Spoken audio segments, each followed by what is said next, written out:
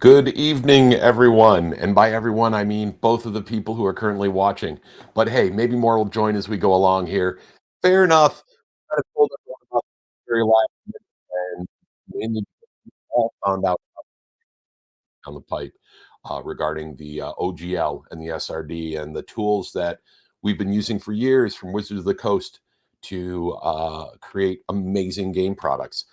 And I'm just going to start off giving a little bit of background about why I'm here today. I'm here because we're launching an effort to build a new game system that could be used as a replacement for fifth edition or third edition or whichever version you're currently using of the shared Dungeons and Dragons rule set. And we're looking to build a replacement for that. And the reason for that is that recently it was announced or leaked that there's going to be some changes potentially down the pipe in how the licenses are handled. And those licenses could literally put some of us out of business. These changes could, if they happen in the worst possible way. Even in a best case scenario, it could be pretty ugly. And what's worse is that for those of us who are sitting here sort of betting on Wizards of the Coast to do the right thing to keep our businesses afloat. Unfortunately, the reality is that we are in a position where they've shown they have an appetite to make these sorts of changes. And if they're willing to do that now, and even if they decide not to do it immediately, they might do it later. And what this means is we need to do something different. And so, what I've wanted to do for a while is come up with a new game system, but now it's sort of forcing our hand. And more importantly, what I want to do is come up with a system in conjunction with the community, with some of the amazing developers and game designers that I know, with some of the amazingly talented creative people out there for us to work together like we do in our regular weekly games, come together and build something amazing that allow us to continue to be creative and productive, and of course to keep our hobby going, right? And to make sure that we could never again find ourselves in a position like some of us are in today, where we are forced to ask ourselves, can we stay in business? Can the investment that we've all made continue? And what this matters for players. If you're just a player and you just play D&D and you enjoy it, this matters a lot to you too. And the reason that it matters is that a lot of the creative, amazing, fantastic products that you are buying on a day-to-day basis, even if you don't know that they are based off of that license. And those products may have to change dramatically going forward if these things happen. Now, I'm not panicking. It might be fine. Who knows? Maybe they won't do anything. But again, they've shown that they have an appetite for this. And so the smart thing for us to do is find another path. Now, a quick question that I know some folks are asking, like, why you? Why Mark Tasset? I mean, you're not like a Wizard of the Coast ex-employee or something. Why you and why Mechanical Muse, which is the company that I run? The reason for this is simple. We don't, we're not representing a large company like Monte Cook Games or something like that. We're a small company. We have our own product line that's done well. We've run a number of Kickstarter, know how to do this. We can create top quality products, and we'll show you some of those as we go along. We also know how to do this. We know how to publish top quality books. Our team has the skills to manage a whole group of diverse individuals working together to build something amazing. We have that skill set. Some of us are working as senior managers at software development companies and directors at software development companies. We're working on a day-to-day business with these groups and bringing all of these folks together. And so this is something that we're very good at and we know how to do. I and Melanie Metters, who's also part of our team, also ran the Gen Con Writer Symposium for many years. That program brought in 2,500 unique guests at its height. It was doing 220 different pieces of programming every single Gen Con. We have the experience to put this project together in a way that isn't just sort of a committee-driven community, hopefully everyone will keep going type of thing. We want to do this like a professional product. Even though we're going to be giving it to the community, we still want to have this work done in the same way that it would be done for any pro product that's going out today. And not to say that there aren't lots of really cool things that can't be done completely indie, and you don't have to be completely professional all the time, right? I mean, fun is fun. But the reality is, we want to try to build something that is so solid that it'll carry on into the future. So let me just take 1 second to take a look. I'm going to make sure I pull up my questions here as we're going along. Um, so a few things in terms of design philosophies. I want to talk a little bit about what it is that we want to do and what we're trying to do in terms of this game and this product that we're putting together. One of the first things is that we want to build something that's incredibly easy to get started with and easy to expand on, right? We need to have something that new players can jump in and figure out how to play and not have to struggle to say like, oh my God, I don't want to read 300 pages just to play in my one shot tonight. So it's got to have that level of simplicity at the lowest possible level. But it also has to have a framework in place that allows users, allows players, allows designers to expand this out to encompass the types of games they want to play. So that's one of the very important philosophies that we've got. We also believe that in general, we work better when we work together. Individuals can create some really cool stuff, but part of the reason why I think role playing games work so well, so very well, is because we have so many different minds at the table creating incredibly cool ideas, sitting here bringing out new ideas, new thoughts, combining them together, and ending up with something bigger and cooler and stronger than any of us ever could have created alone. So, one of our goals with this project is to bring in as many consulting designers as possible to get feedback, to get their thoughts, and also to reach out to the community, to the players, to the GMs, to hear what you have to say as well, so that we're building something that'll work. Another piece of this that we want to think about is that gaming as a community, right? Our hobby is about diverse individuals with shared loves coming together to create something wonderful. Again, that's why we want to have the voices of everyone have a chance to give us their ideas, to voice their ideas, to share in the creation process. Now, all of that said, I know there's no perfect system. There's no magic system we're going to create that's going to make every single person happy. We know that. And it's not going to work for every single game. And I hope people keep creating new and different and amazing systems on a day to day basis. I hope every year I'm looking at more cool systems. But the truth is that we have to at least give this a shot because we've seen what happens when we leave ourselves beholden to a large corporation, right? And it's great that Hasbro bought D&D, and there's a lot that the hobby has benefited from that.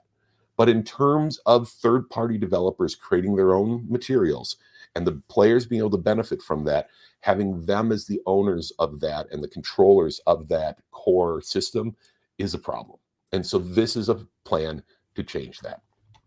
Now, what we're looking at is as we build this, there's going to be an underlying license in place right from the beginning that is irrevocable, that is perpetual, that is royalty free, that ensures that going forward, no matter what happens in the future, no matter what happens with Mechanical Muse or what happens with, the license, the product in general, what other people build with it, that piece will always be there and be usable. We also want to make sure that we're building a foundation that allows the product to grow and evolve over time as well. Because if we just create a single product and it's static forever, it's not really going to serve our purposes. We need to be able to have it to grow and a way to share that information. And so these are all just some of the overall philosophies that we're looking at as we dig into this and we start taking a look at how to build this. Now, in terms of the system, all right, we don't have a system completely built. We have lots of ideas. We have lots of things. Granted, most of us have built our own systems at one time or another and tested them and played them and loved them. But the reality is that for this project, our goal is to work together to build the right system, not a generic system, not a random system that sort of we think will magically work for everything. A really good focused system, focused, by the way, on fantasy for now. And we'll talk a little bit about that after, but focused on fantasy. That's going to be awesome to play. Some of the ideas that we have in mind here is that it needs to be fun and familiar. It has to be on par with the fifth edition rules because honestly, we've seen how well people like to play those. They are fun to play. Third edition was also fun to play. There are lots of systems that were fun to play, but right now, part of this sort of renaissance in gaming that we're seeing is dependent on this whole idea of fifth edition having come out and been so accessible to folks. So we want to make sure that whatever we have is very much fun and familiar in that fashion. We also have to make sure that it is fifth edition friendly. And what I mean by that is that if all of these really cool developers out there are looking to try to bring their product over into this sort of shared environment that we're building, it can't be impossibly hard to do, right? We need to make this as easy as possible for us to get in here and let people make those changes and to build that out together. So that's extremely important also. And then one last thing that I want to talk about is the importance of being able to house rule to build. The way that I always talk about it in my own designs is giving people reasons to say yes. When someone says, boy, I sure would like to be able to add this to my game, we need to build a system that has a framework in place that allows you to do that in a way that you're not worried that I've completely unbalanced the game, I've completely broken it, or anything like that. Even if that framework isn't visible during day-to-day play, it needs to be there so that people can build their own things and do it in a way that's easy and acceptable. One example of this that's happened in life is with the iPhone, right? One of the reasons why Apple was so successful, I actually worked in mobile software for years, and during the entire evolution of mobile devices, I saw them change. And one of the reasons why Apple was successful was that prior to Apple's design tools, it was very hard, time consuming, and difficult to build software for mobile devices. But Apple came in and gave people tools that allowed them not only to build software to build it more easily and make it look better and feel better to the user. We need to do something similar here. That's extremely important. So that is the general idea of mechanics. Beyond that, will it use a D20? Will it use a D100? I mean, let's talk about it. Let's work together. That's the point of this, right? So we can figure out, again, we're not going to make everybody happy. That's okay. But we want to make something that is as cool as we possibly can. That'll be extremely fun to play. And that'll take cool products like the ones that so many of us have made that are fifth edition compatible and make them fun to play and have a similar gaming experience in the end. Okay. So a couple of things to let you know that we've been doing so far. We have a Kickstarter that's already been approved, and then we're planning to launch in the near future. We don't have a launch date set yet, but we will be posting information so people can come in and take a look at what we're putting together. We're going to adapt it and change it as we get feedback. We have a Facebook group, which you're probably on now watching. And so we're going to have that Facebook group in place so that people can come in, discuss with one another, talk with us, work together. We're also going to be doing a lot of surveys, right? We already have surveys set up that we're asking questions about. One of the first ones that we're playing with in the Facebook group right now, and that's not the only place we'll get survey information, but one of the places right now is we're asking, what dice system do you like? Do you like D20? Do you like percentile? Do you like dice pools? We all have our favorites, and we can sort of start to get a feel for where people are leaning. Honestly, I kind of feel like if we want to try to give something that's a similar experience to what people are comfortable with today, especially when we talk about some of the newer players, we want to look at something possibly with a D20. But again, I want to talk about this. I want to hear what people have to say to me about this plan and about what we're going to do so we build the right thing. And so, along with that, I want to show you something right now. Right now, we have an absolutely awful name for this product. I mean, it's terrible. It's called CNGH, and that stands for Cool Name Goes Here. So we spent a bunch of time coming up with names at Mechanical Muse with the team, and we finally said, you know what? We should let people talk with us. This is the first thing we should do together as a group. Not necessarily the first, but one of the things we should do together. We should pick a name for this system that represents our community. And so that's one of the pieces that we're going to be building as we go through the Kickstarter, as we fulfill the Kickstarter. We'll be working with you to name this product and give it a name that we will be proud of, that will represent us, and that will carry with us for years to come and feel excited about when we go to Gen Con and we look through the list of events and we can see the name of our game there, right? So in the meantime, we're just going to call it Cool Name Goes Here, as we like to call it, a Cool Name RPG, easy to remember for the time being. But that is not intended to be the long-term name. That's something that you should know about as well. But for now, Cool Name Goes Here is our system that we're working on, and we're already talking to a lot of folks. So let me take a look here, and yeah, I'm seeing a few comments. Yes, it's not worse than some names. I agree. Some names out there are, you could argue, are equally crazy as well.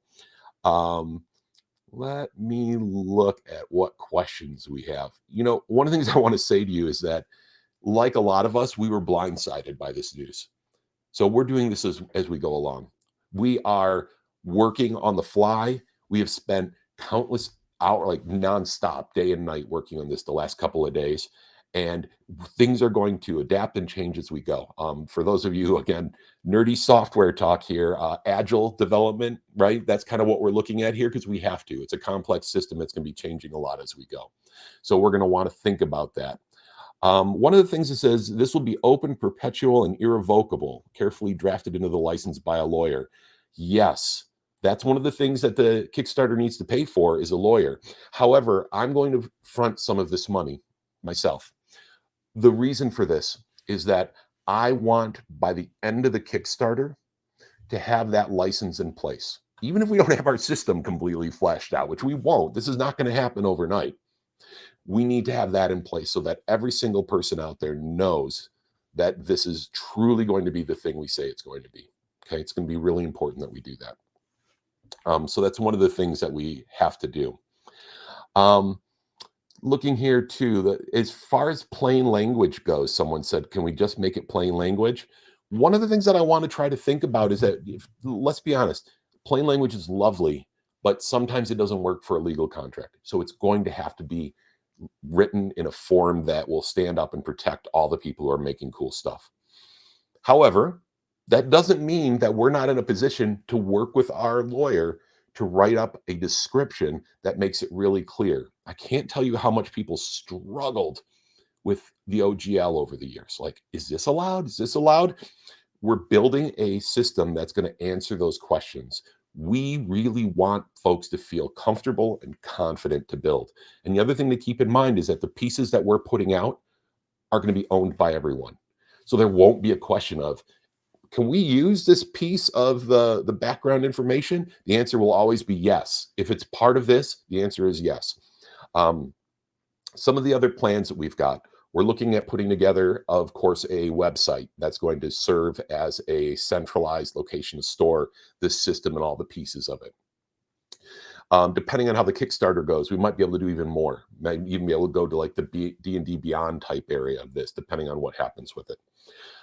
One thing I really want to be clear about is that we absolutely need to make sure that the folks involved are getting paid. I don't really believe in asking people to work for free. Now, does that mean that some people will volunteer? Yes, I'm volunteering. I'm volunteering my time. Now, let's not lie. I have a game system that would benefit from having a system, a game. So this will benefit me, but I'm volunteering my time for this because I'm extremely passionate about it. It's something I've always wanted to do anyway. We just pushed it up.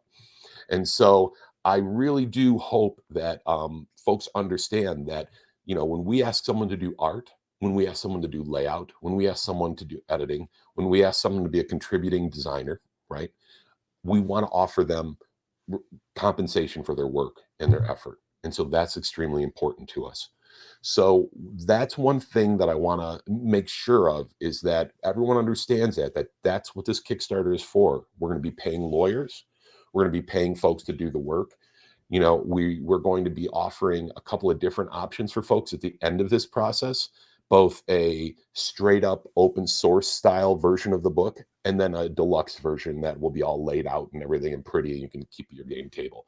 Now, I do expect that most people will eventually just add those rules to their own book when they put it out, but at least we'll have it there for folks who want it right away. And we want to make sure that people are compensated for that. Again, though, we'll talk to you. You'll tell us what you're looking for. I know that some folks have had a little bit of trouble hearing. If that's the case, keep in mind that I'm simultaneously streaming this on Twitch.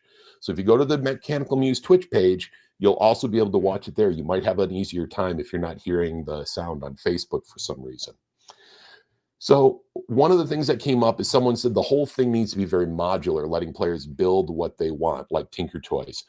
I agree. So, but there's two sides to this, right, that I've experienced. I want it to be modular. I want it to be a toolbox. When you talk about like Legos, right, is how people like to think about it. But you have to be a little bit careful because you don't want to lose the richness and the color of what it is that you're building. Yes, you want a logical, understandable, repeatable framework that people can work from, but you also want to make sure that you never get to the point where every type of damaging attack feels the same because it's like a rule that just is just the math, right? So we're going to have to work together to come up with something, or at the very least find ways to, have the source code and then have the programs that come out of this, right? I'm sorry to everyone who's not into software, but this is how I think. So there'll be a lot of this as I'm going along here. Taking a look here, I'm going to just stop for a second, look at the questions. Let's see. All right. So again, just to tell you a little bit more about us, we still have about 10 minutes left. I'm going to keep this short and sweet because I know everyone's got a lot going on right now. Um, One thing I did want to say is what you can do to help us. Tell people about this. We're going to be posting the link soon so people can get notified when the Kickstarter launches. We are going to be posting the mailing list link that's out there already, and we can send that, and you can find it on the Cool Name RPG page. Sign up for those. Tell your friends. Tell other developers. If there's a favorite game developer and you want to see them, look at this as a possibility, tell them to talk to us, right? Get us involved. Do you have a favorite game developer? Talk to them. Say, you should talk to them. I want you to help them build this, right? Because again, we're going to build this together, right? It's for all of us together to build. And I think that's extremely important. Taking a look here at some of the questions. Yes, there are some parallels to software design, as you've seen really very, very clearly. So, no question at all there. Let's take a look here. There's a pretty big comment here about a D20 pool system. These are all great ideas. This is what we want to talk about with folks. This is what we want to think about and look at. Again, some things are going to work for some people, some things are not. That's just the way that it's going to go, but we're going to do the best we can. Now, genre is one question that came up. Fantasy, I said earlier. I think that's important.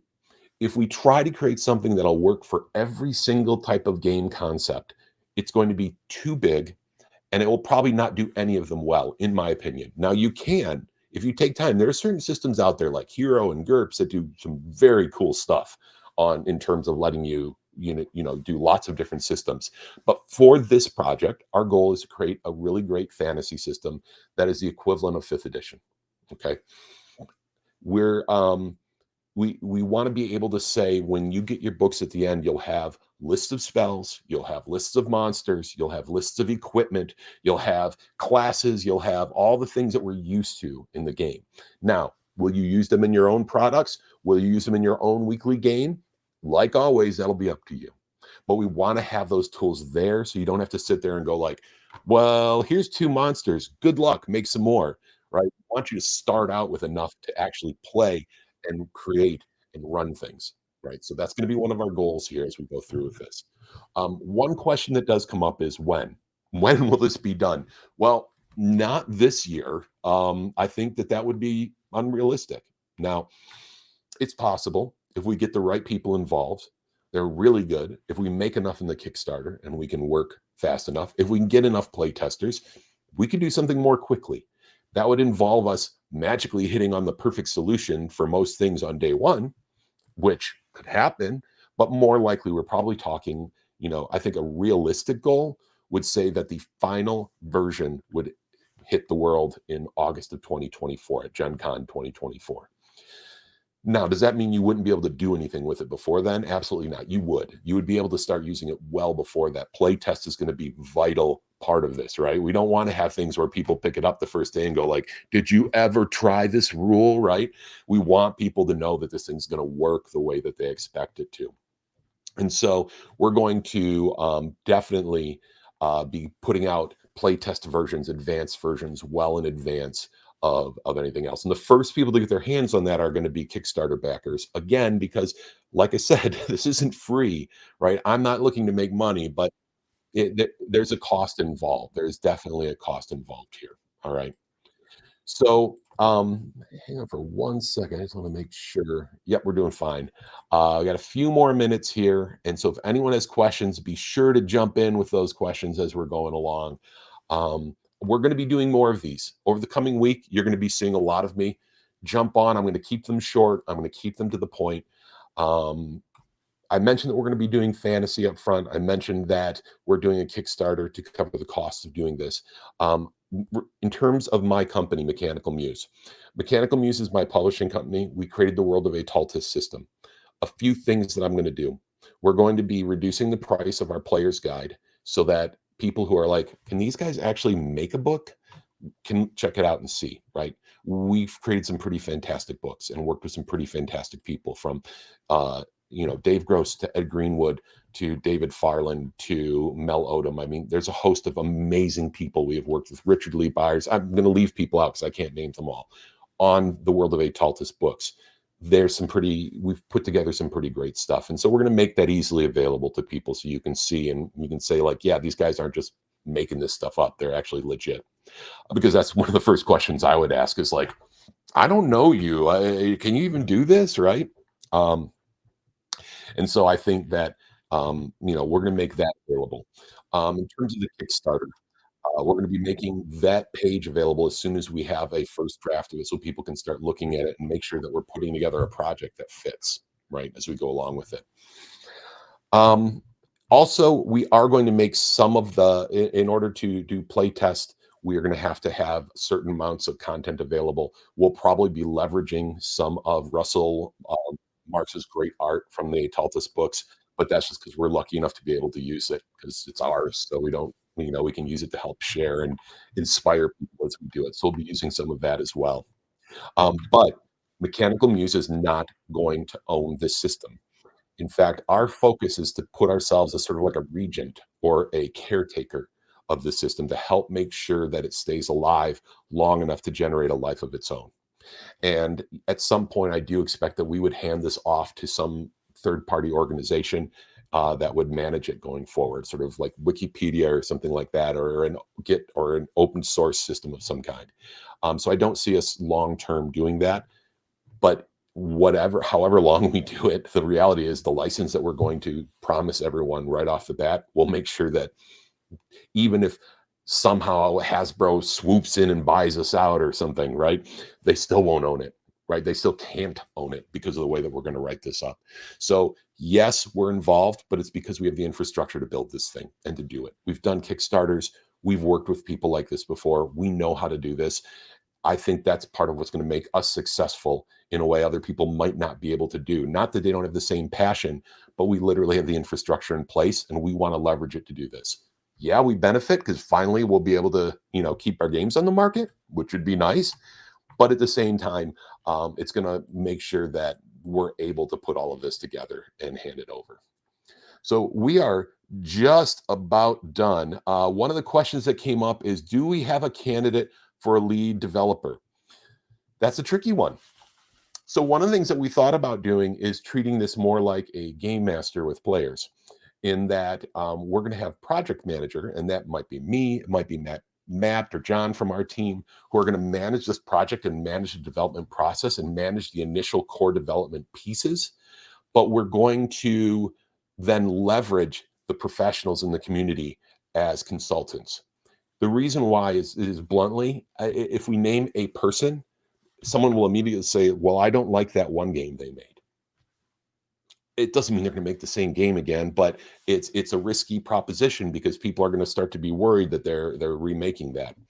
The other thing is that for a lot of the grunt work involved here, uh, unless the Kickstarter really, really knocks it out of the park, which would be awesome, we're going to have someone who, like me, will do most of the stuff for free.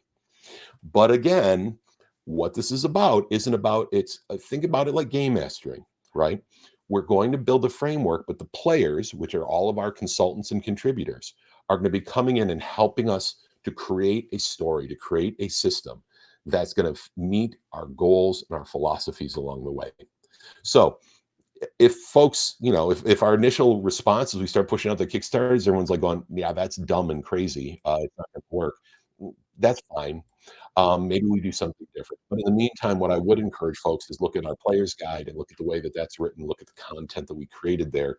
I think that we have the ability to sort of be the fingers on the keyboard people while still taking in the creative ideas of others. And I think folks who have worked with me in the past know that I'm pretty good about, I don't really have an ego about my ideas. I like people to be able to, I mean, that's what's fun for me is other people's ideas. So hopefully, that will sound like a good plan to folks. And, I'm looking forward to hearing more about that. So, um, last question I have time for is I think the success here, let me see if I can just bring it up onto the board. Um, simplicity. Simplicity should be the goal. I think to a certain extent, I think you need to have a simple system that's easy to learn and easy to grasp, but that you can construct cool things on top of. Because lots of people love simple, but an equal number of people like to add some crunch. They like to require you to have spell casting rolls. They like you to have spell components. They like to track encumbrance, right? The question is can we build something that allows it to function at a basic level that is simple and fun and easy for people to do, and yet still lets creative people stretch their creativity to build cool, crazy stuff on top of that we can't even imagine today. Well, folks, that's really all the time we have. I'm trying to keep these things short because I know that nobody has much time these days. And right now, we are running a mile a minute putting this together because this is not something we plan to do for another year or two. And here we are, we're doing it. In the meantime, reach out to us on Facebook, reach out to us on our website, join the mailing list, give us feedback, talk to us, because this is something we're going to do together. And I think we have the potential to do something absolutely amazing. And if we bring in some of the talented people working in our community today to make professional grade products, we can make something that is going to last for ages. And we'll be able to tell our grandkids, we helped with that. We all jumped in and built it together. So that's our goal. Thank you, everyone. I hope you have a good night and I hope you have a good game.